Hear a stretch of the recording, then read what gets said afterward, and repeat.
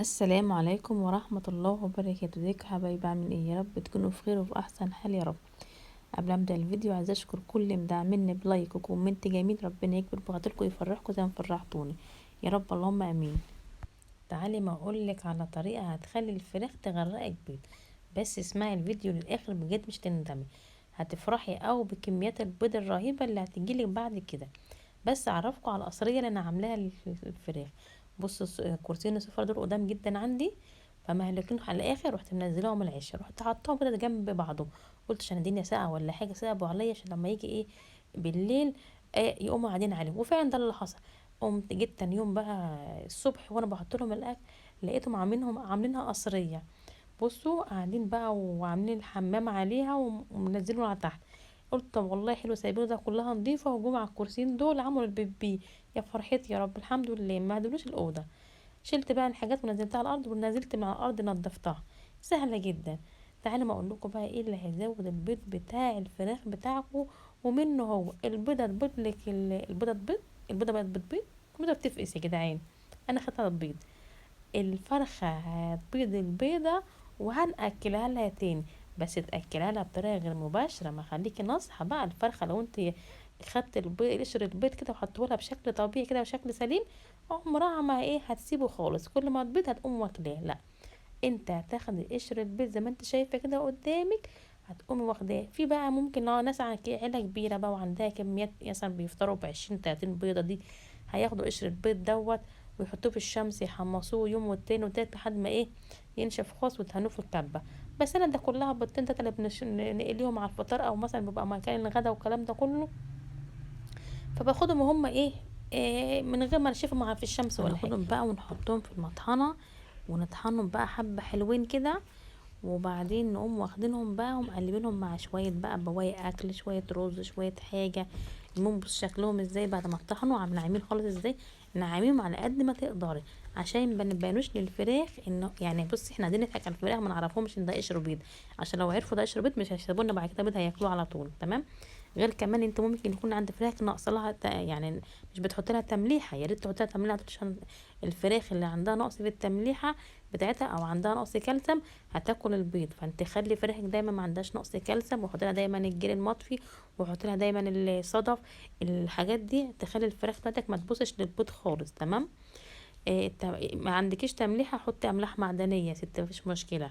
اللهم صل وسلم وبارك على سيدنا محمد. ما عندكيش كالسيوم، حطي اللي هو الفيتامين الف ده اللي هي بتاع الفراخ البيضاء، لو عندك حطي له هو. عرضيهم للشمس، الشمس جميله جدا، الكالسيوم وفيتامين د، يعني ما شاء الله تطلع لك حجم بيضه كبير، وكمان ما تخليش الفراخ تقطع من البيض خالص. بصوا انا جايبه قشر البطاطس، قشر الفلفل، اي قشور موجوده عندك، اي قشور بطاطس فلفل طماطم خيار، اي قشور تتخيلها في حياتك انقعيها في ميه. على فكره القشور دي بياخدوها المزارع عشان يسمدوا بيها التربه. يعني بصوا يعني كلها عناصر غذائيه كبيره جدا جدا، بيعتبروها كسمات تاني للتربه. لما يشتروا سماد بالشيء الفلاني، لا بياخدوها كسماد للتربه. احنا بقى السماد ده بقى هنحطه في غذاء الفرخه. يعني شوفوا بقى لما الفرخه تمتص كل السماد والعناصر الغذائيه دي كلها، بجد مناعتها بقى وكل حاجة ويعني اي فيروس اي ميكروب اي بكتيريا اي حاجة، مفيش الكلام ده عند الفراخ بتاعتنا. او مناعتهم قشر البرتقال، قشر اليوسفي، بواقي اللهم صل وسلم وبارك على سيدنا محمد، بواقي اي خضره عندي زي ما انا حاطه كده. بصوا الجرجير بيموتوا في حاجه اسمها الجرجير.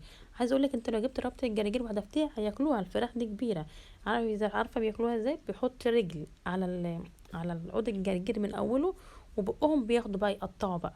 يعني مش شرط تقطعي الفراخ لما يكون عدد 8 شهور او كده، يعني داخله على السنه.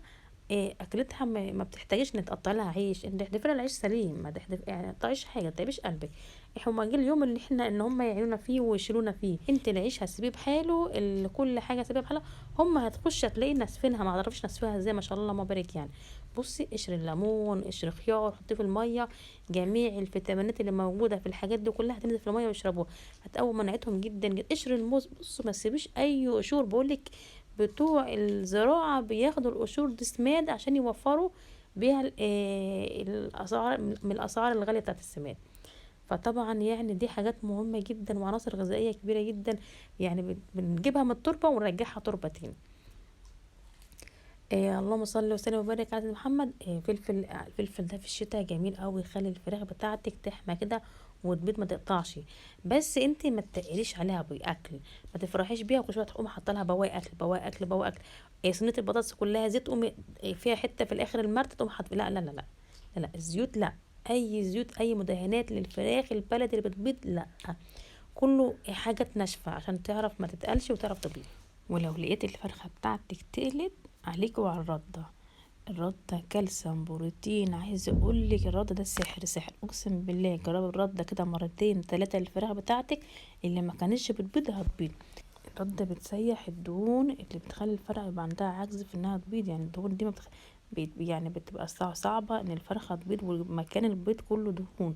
فشوية شوية الفرخة بيحصل لها امراض، والبيضة يعني من جوه بتتجمد وبيحصل لها سموم. شفت الجنين اللي في بطن الام اللي بيبقى لازم الجنين يخرج ويقعد فترة ويحصل لها تسمم والكلام ده كله، نفس القصة.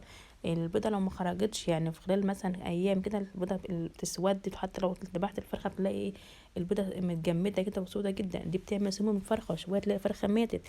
الرد بقى بتسهلك الدهون، تسهل عملية البيض، بتكتر البيض لان فيها كالسيوم وفيها بروتين، وكمان هتوفر لك يعني العلف. كيلو العلف ب30 جنيه، كيلو رده ب20 جنيه، يعني هتوفر لك علف. يعني انت حطيها بس 3 ايام بجد اقسم بالله هتفرق معاكي جدا جدا.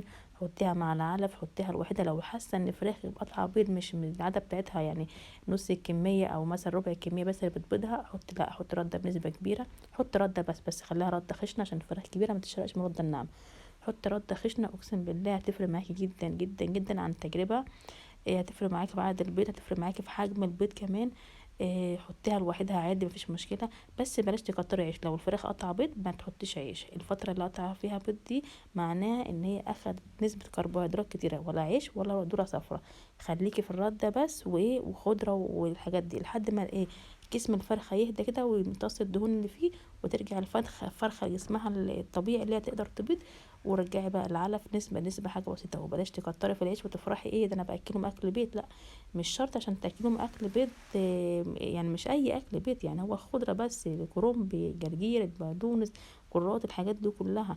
بواقي شوية رز صغيرين، لكن ما تجيبيش حاجات مدهنات، بواقي صينية بطاطس، بواقي صينية البهارات بتاعت المحشي من تحت، مثلا حالة الممبار مليانة دهون تقوم حاطاها. لا لا لا، الحاجات اللي فيها دهون دي صعبة جدا تخلي بقى الفراخ ما تبيضش نهائي، وتلاقي منك وشوية شوية تلاقي في نافر في يعني فراخ كتير تموت. لا ان شاء الله باذن الله اعمل لكم فيديوهات تانية كتير. اتمنى اللايك عشان يكبر الفيديو باذن الله. اشوفكم على خير.